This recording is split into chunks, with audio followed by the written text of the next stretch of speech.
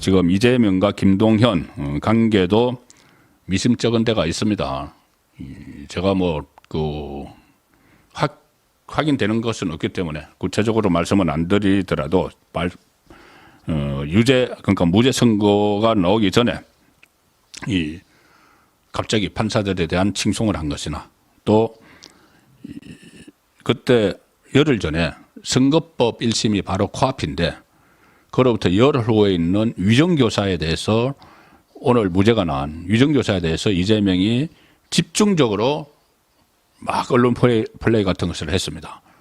그때 한밤중에 SNS에 글을 올려가지고 이 선거법 1심이 바로 목전에 있는데 그거보단 좀 여유가 있는 오늘 무죄가 나온 위정교사에 대해서 집중적으로 여론전을 막 펼치죠. 이재명이. 무슨 실패한 위정교사다. 이렇게 이야기를 했죠. 실패한 위정교사다. 이 실패한 위정교사다. 이재명이 이 말하고 오늘 김동연이 이야기한 고의성이 입증되지 않았다. 좀 맥락이 같은 것 같지 않습니까? 하나는 정치 용어고 하나는 법률 용어고 거의 같은 맥락에서 이야기를 하는 것 같은 느낌도 듭니다. 그러고 보니 실패한 위정교사다. 이런 것을 하고 그때 이미 법정에서 최후 진술을 다 마쳤죠. 결심 공판을 할 때 구형을 때리는 구형 3년을 때린 그날 이재명은 법정에서 최후 진술을 다 했습니다. 그런데 다시 이 심리가 끝났는데 다시 김동연에게 피고인 최후 진술서를 보냅니다. 심리 다 끝나고 나서. 이 변호사들 이야기 보면은 일방적으로 가끔 가다가 이 심리가 다 끝나고 구형까지 내려줬어도 1심 선고를 앞두고 최후 진술서를 보내는 경우는 있다. 뭐냐 하면은 내가 새롭게 판사에게 할 말이 있으면은 그런데 그때는 대부분은 거의 다는 변호사가 대신 쓴다는 겁니다. 변호사가 법리적으로 이야기를 해야 되는 거는 변호사가 대신 써가지고 이 판사에게 제출을 하는 거죠. 그런데 이건 이재명이 직접 썼습니다. 피고인이. 이재명도 변호사지만 변호사 자격으로서가 아니고 피고인이 직접 썼죠. 써서 김동연에게 보냈습니다. 이 무죄가 나기 전에. 그 내용이 무슨 내용인지 모르죠. 뭘 써가지고 김동연에게 보냈는지. 자, 그래서 어떤 공감대가 있는 것 아니냐.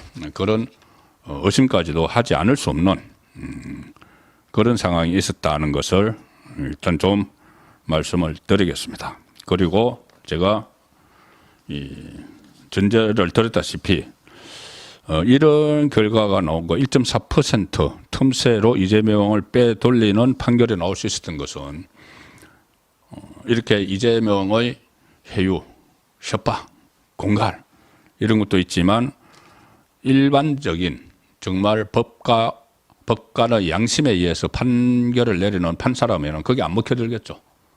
그런데 그게 이제 먹혀들었다는 것은 김동현 판사가 어떤 인물인지 살펴볼 필요성을 제기를 해주는 겁니다. 말씀드렸다시피 김동현 부장판사에 대해서는 워낙 오랫동안 이재명의 재판을 해왔고 김동현은 이거 외에도 위정교사 오늘 무죄 냈는데 이거 외에도 다른 재판도 맡고 있죠.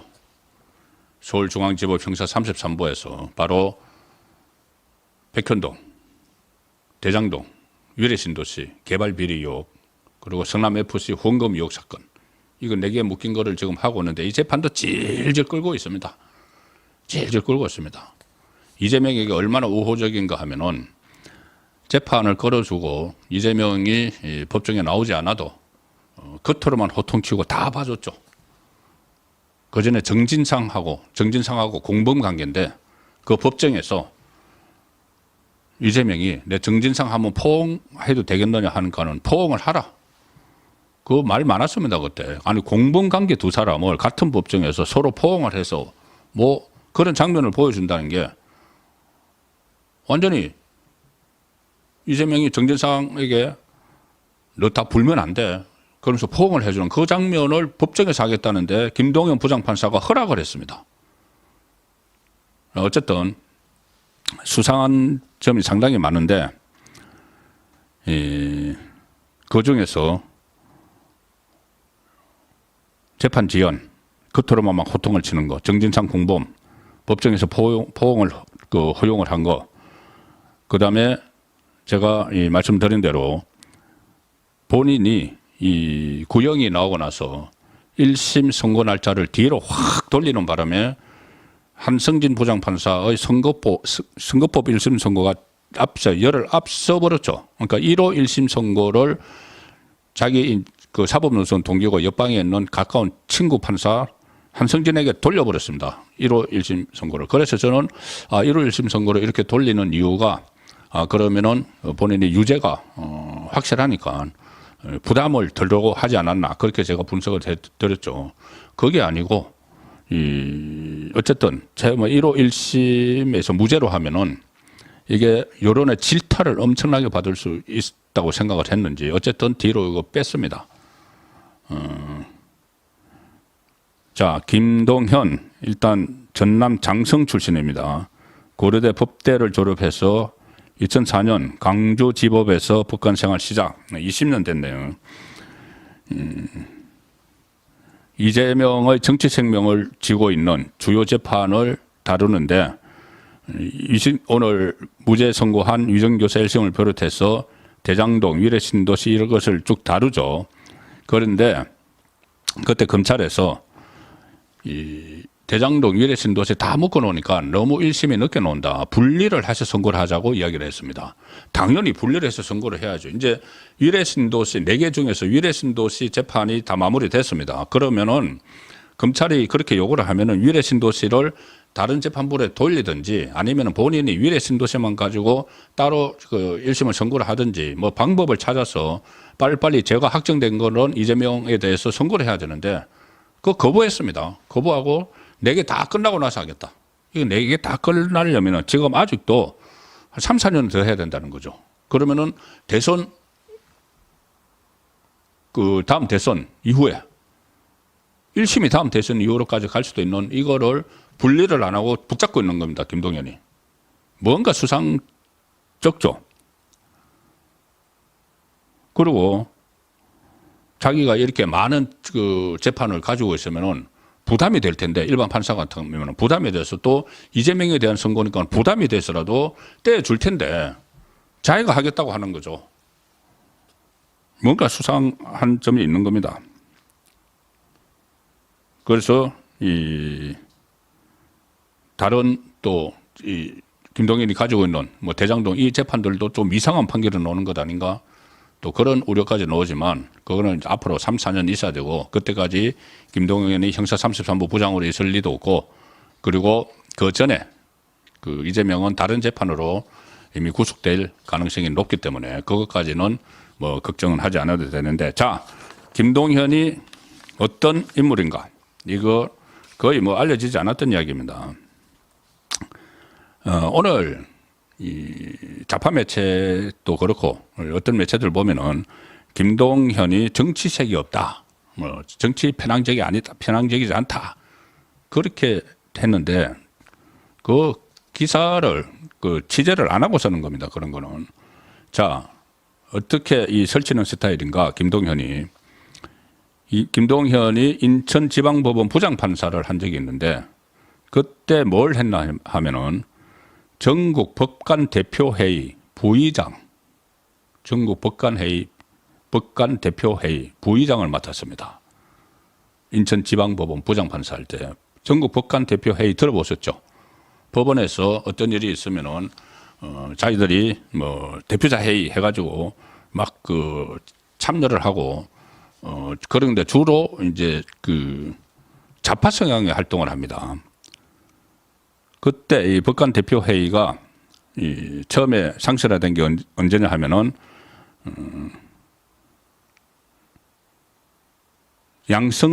양승태 그때 사건이 있었죠. 전 대법원장 그 소위 말하는 사법농단 사태. 당시에 사법행정권 남용에 연루된 판사들에 대한 탄핵 소추를 결의를 한 그것이 법관 대표회의입니다. 그리고 2003년에 박시환 당시 서울지법 부장판사가 대법관 인선 간행에 항의하면서 불거진 4차 사법파동 때 그때도 처음 열렸고 2009년 신영철 당시 대법관이 서울중앙지방법원장 재직 시절 촛불 집회 재판에 개입했다는 논란이 일어났을 때도 또 법관 대표회의가 열려서 정치 성향을 그대로 드러냈습니다. 거기에 부의장을 했습니다. 그런데 무슨 뭐 정치 성향이 없다 이렇게 이 언론에서 쓰고 있는 거죠. 제대로 취재도 안 하고. 이 정치적인 사건, 그때 이동재 채널A 기자 사건이 있었죠. 검은 유착 의혹 사건, 소위 말하는 거기서 이동재 그 채널A 기자가 검찰 고위직, 그러니까 한동훈입니다. 한동훈과 연결해 피해자를 협박하려 했다 이런 그런 상당한 자료들이 있다 그러면서 김동현이 영장법원 판사를 할 때 이동재 기자에게 구속영장을 발부를 했습니다. 그 정치적인 사건이었죠.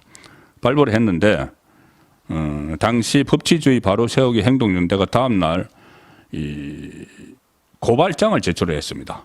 김동현 부장판사에 대해서. 왜 그러냐면은 검찰이 영장에 청구하지 않은 내용 가지고 이동재 기자에게 구속영장을 발부했다. 판사의 재량권을 일탈하고 남용한 것이다. 이렇게 시민단체가 김동현을 고발을 했습니다. 정치적인 사건이죠. 그때 고발장에서 김동현 부장판사가 구속 이후로 언론과 검찰의 신뢰 회복을 언급을 했는데 전직 채널A 기자와 한동훈 검사장의 유죄를 예단하는 것으로 본안 심리와 다를 바 없어서 구속 사유로 대단히 부적절하다 이렇게 고발을 했습니다. 이동재 기자 쪽도 김동현 부장판사가 검찰이 영장에 적시하지 않은 공모관계를 토대로 구속영장을 발부했다. 반발을 했고. 그리고 뭐 여러 가지 이 사례들이 있습니다. 제가 모아놓은 사례들이 또 재판 조퇴 그때 이재명이 재판 받다가 갑자기 뭐 조퇴한다고 했죠. 무슨 뭐 일정이 있다고. 그것을 허락해주고 한 사람이 바로 이 김동현입니다. 자, 하나 더 말씀을 드리죠. 서정욱 변호사가 제 송구권의 혼술에 7월 달에 출연을 해서 김동현에 대해서 이야기한 게 있습니다. 이게 일부 언론에 보도도 됐습니다. 서정욱 변호사의 멘트가. 서정욱 변호사가 그냥 말한 것이 아니고 김동현 판사와 한 방에 있었던 연수원 동기 모 판사가 저하고도 잘 안다. 저하고 동기다. 그 판사가 했던 이야기라고 하면서 들려준 이야기가 있습니다. 김동현과 한 방에 있었던 판사가 김동현에 대해서 이렇게 이야기했다고 법대로 송구권의 법대로 송구권 TV의 서정욱의 법대로에 나와서 이야기를 한 것이 보도가 된 적이 있습니다. 뭐라고 했느냐? 서정욱 변호사가 취재한 바에 의하면은 김동현이 사법연수원에 있을 때 아주 유명했다. 뭘로? 운동권 출신으로 고대 운동권 출신으로 유명했다. 정치 성향이 상당히 많았다. 이 말싸움을 하다가 이제 연수원 때 자기들끼리 서로 이제 말싸움을 하거나 그 판사 때 서로 술 먹다가 했을 수도 있겠죠.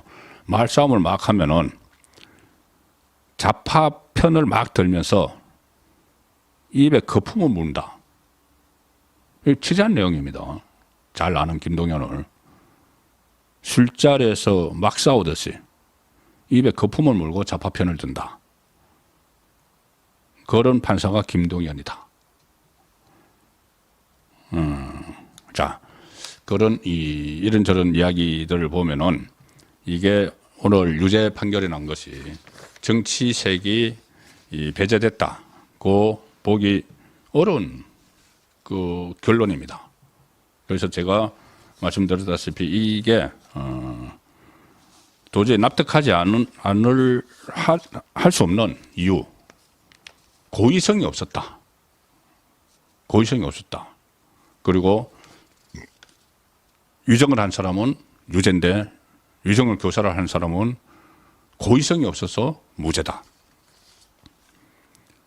왜 이런 상황이 됐는지 이재명 그리고 민주당에서 조직적으로 회유하고 협박하고 당권도 주고 채찍도 치고 또 이것이 마치 대한민국의 미래와 관련된 것처럼 공갈을 치고 이것을 일반 법과 양심에 의해서 판결을 하는 판사라면은 먹히지 않았을 텐데 김동현이니까는 먹혔다. 김동현이니까 먹혔다. 그래서 이게 이제 2심에서는 바로 잡아집니다. 바로 잡아질 수밖에 없는데 도대체 그러면 이게 합의부인데 계속 말씀드렸었죠.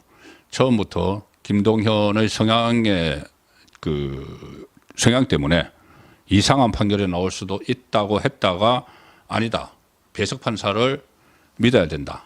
배석 판사 최근에는 배석 판사가 거의 이 재판장과 동등한 위치에서 이 발언권을 행사를 하기 때문에 3분의 1씩 어떤 발언권이 있기 때문에 배석 판사가 김동현이 이상한 판결을 내리려고 해도 그것을 제어를 할 것이다. 그런 분석이 있었지만은 이게 나중에 좀 더 뒷이야기가 나와야 되겠지만 배석 판사들 중에서 과연 이게 전부 다 무죄에 동의를 한 것인지 아니면 또 다른 뭔가 세 사람 간의 어떤 충돌이 있다가 결론이 난 것인지 자 그런 부분도 앞으로 좀 밝혀져야지 너무나 어처구니 없는 판결이 오늘 나왔기 때문에 저는 법원에도 상당히 큰 숙제를 던져줬다고 봅니다. 자 이게 만약에 그 또 2심에서 제대로 잡히면은 김동현은 굉장히 안 좋은 기록을 하나 남기게 되는 것이죠. 자, 그렇지만 그것을 다 감수를 하고 이재명에게 면죄부를 주는 그런 판결을 내렸다. 그거밖에 볼 수 없을 것 같습니다. 자, 그렇지만 끝나도 끝난 게 아니다. 끝난 게 아니다. 자, 지금부터 시작이고 제가 말씀드린 대로 이 전부 5개, 현재 5개죠. 5개가 있는데 앞으로 그 재판 더 있다. 자, 그래서 오늘은 이재명이 판사복이 있는 것 같지만은 판사복은 끝났다.